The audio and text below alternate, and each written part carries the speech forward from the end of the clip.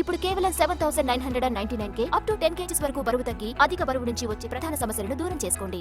మనం ప్రస్తుతం కేంద్ర మంత్రి కిషన్ రెడ్డి నివాసంలో ఉన్నాము. రెండోసారి కేంద్ర మంత్రిగా బాధ్యతలు చేపట్టబోతున్నారు. ఇప్పటికే ప్రధానమంత్రి నరేంద్ర మోడీతో సమావేశమయ్యారు. కిషన్ రెడ్డి గారి సతీమణి మనతో ఉన్నారు. ఆవిడని అడిగి తెలుసుకుందాం. ముందుగా కంగ్రాచులేషన్స్ మేడం. ఎలా అనిపిస్తుంది రెండోసారి కిషన్ రెడ్డి గారు కేంద్ర కేబినెట్లోకి అడుగుపెట్టారు? చాలా సంతోషంగాను చాలా గర్వంగా ఉంది. ఎందుకంటే మరి కిషన్ రెడ్డి గారు మొదటిసారి మినిస్టర్ అయిన తర్వాత ఆయన సికింద్రాబాద్కి చేసిన డెవలప్మెంట్ చూసిన హైకమాండ్ ఆయనను గుర్తించి మళ్ళీ రెండోసారి అవకాశం ఇవ్వడం అనేది చాలా సంతోషంగా ఉంది. ఎందుకంటే కిషన్ రెడ్డి గారు తనకి ఏ బాధ్యత ఇచ్చినా కూడా 100% దానికి జస్టిస్ చేస్తారని ప్రూవ్ అయింది.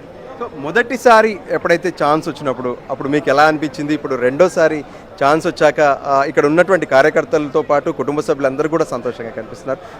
ఎస్పెషల్లీ సతీమణిగా మీరు ఏ విధంగా ఫీల్ అవుతుంది? చాలా సంతోషంగా ఉంది. అంటే మొదటిసారి మేము మరి కిషన్ రెడ్డి గారికి క్యాబినెట్ వస్తుందని ఊహించలేదు, ఊహించకుండా జరిగింది.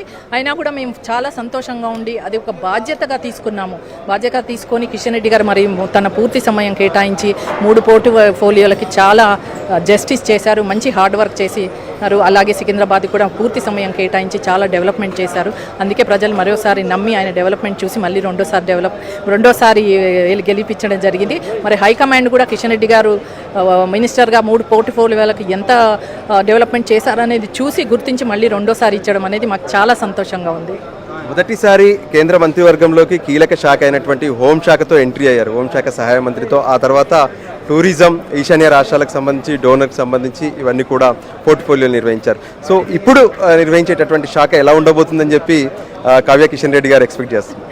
నేను నిజంగా చెప్పాలంటే ఏ శాఖ ఇచ్చినా కిషన్ రెడ్డి గారు చాలా సమర్థవంతంగా నిర్వహిస్తారని నమ్మకంతో ఉన్నాను. కానీ ఏ శాఖ అయినా మాకు పర్వాలేదు అని, దేనికైనా మేము జస్టిస్ చేస్తాము.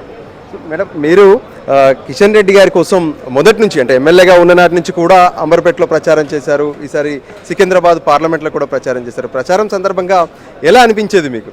చాలా సంతోషంగా అనిపించింది. అంటే కిషన్ రెడ్డి గారు చేసిన డెవలప్మెంట్ ప్రతి చోట నేను ఎక్కడికి వెళ్ళినా, ముఖ్యంగా మహిళల్లో కూడా కిషన్ రెడ్డి గారి పైన చాలా గౌరవం, నమ్మకం.